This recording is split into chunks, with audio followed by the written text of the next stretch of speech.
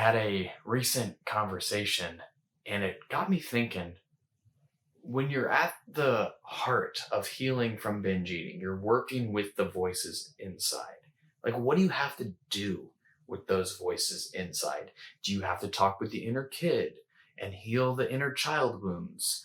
Do you have to confront your father figure and challenge him? Do you have to confront your mother figure? These are the voices inside your head. You have to confront the shame voice. And when you do confront these voices, when you do dialogue with them, do you befriend them? Do you shut them up? Do you know, what do you do with these voices? Which voice to talk to, right? Because this is the heart of healing binge eating. So that's what we're going to be talking about today. I'm Jared. I love this stuff. Former binge eating wrestler turned Zen monk. And only when I became a Zen monk did I look inward, did I start to heal and finally get over these issues that were ruining my life.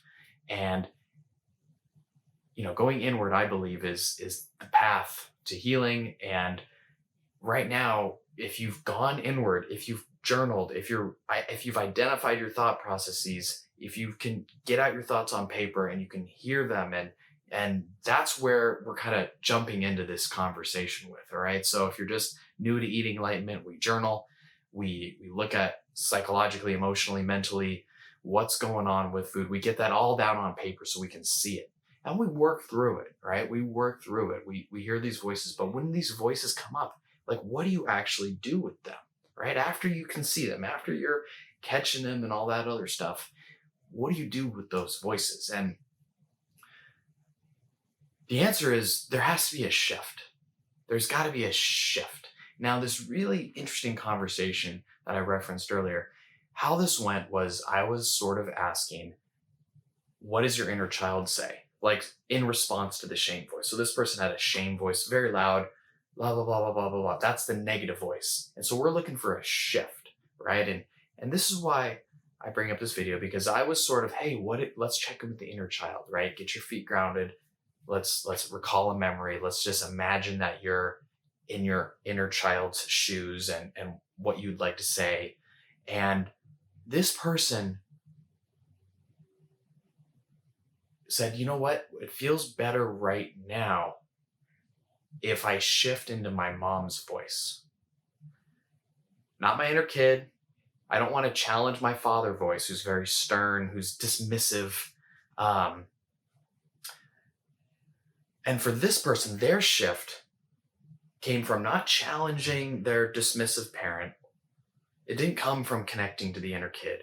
It came from they were able to tap into their father voice, their mom voice, which was more gentle. The father voice was dismissive, mom voice, a little more warm.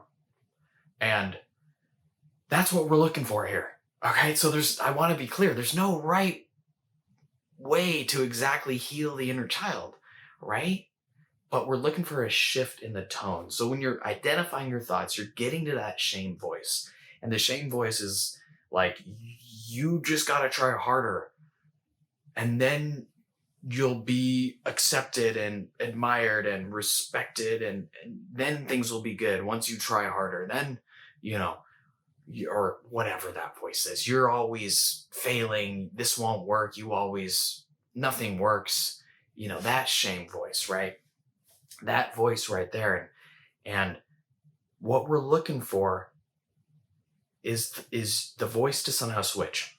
The voice to be for you to either speak to the inner kid, and the inner kid says, you know what, I don't need that right now. I need this. Or for you to challenge the voice. Hey, why don't you shut up? Why don't you, this is not helping me. Can you say something that actually helps me? Or in this case, switching to imagining the mother's voice. Hey, that's not very nice. Hey, looks like you need to rest. Hey, looks like, do you hear the tone? Do you hear the shift in my tone? Shame voice is, you need to try harder. You're not good enough. You got to do blah, blah, blah. It's stern, it's strict, or manipulative. Sometimes this manipulative voice sneaks in there, or whatever. There's a negative voice. I don't care how you shift out of that. Don't get me wrong. You don't have to do the inner kid. You don't have to, but you gotta shift. You gotta shift. You gotta be able to authentically hear that kind caregiver, kind inner kid. You got to be able to authentically connect to a voice of compassion that is within you. And I have good news. I have very good news.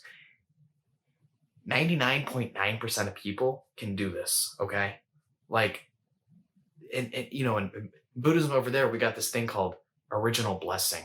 Right? Everyone is going to be enlightened one day in a future reincarnation. We all have this little seed of enlightenment within us. We got light within us, right? Put it differently.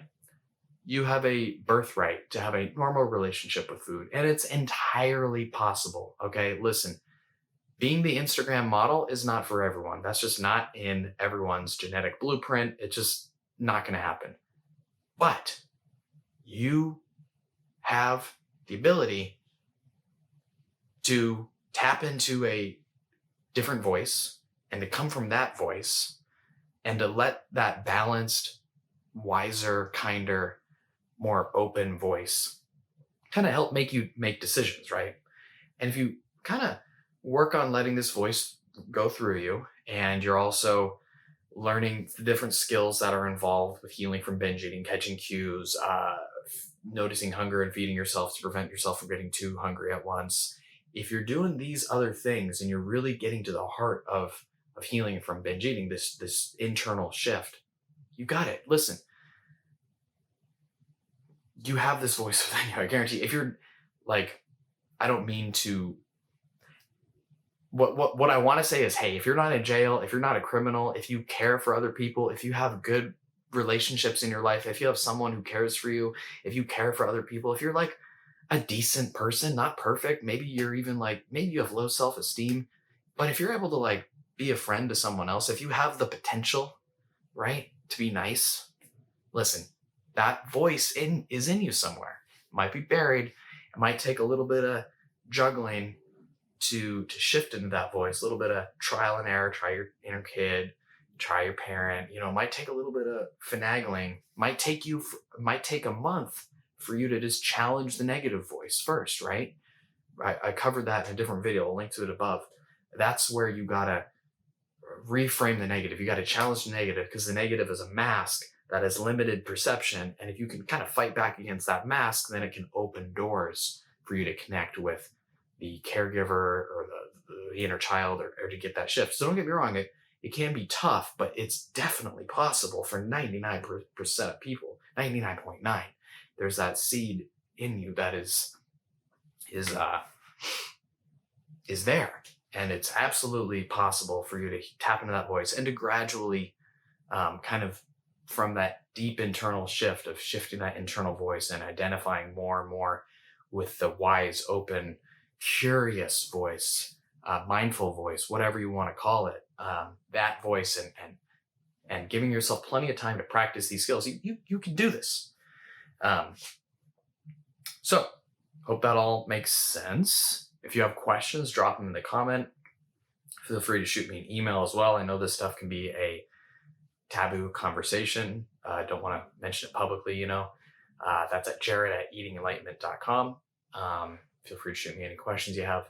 And so be sure to like this video if you found this little insight about shifting useful, and we will go from here. Okay, so namaste.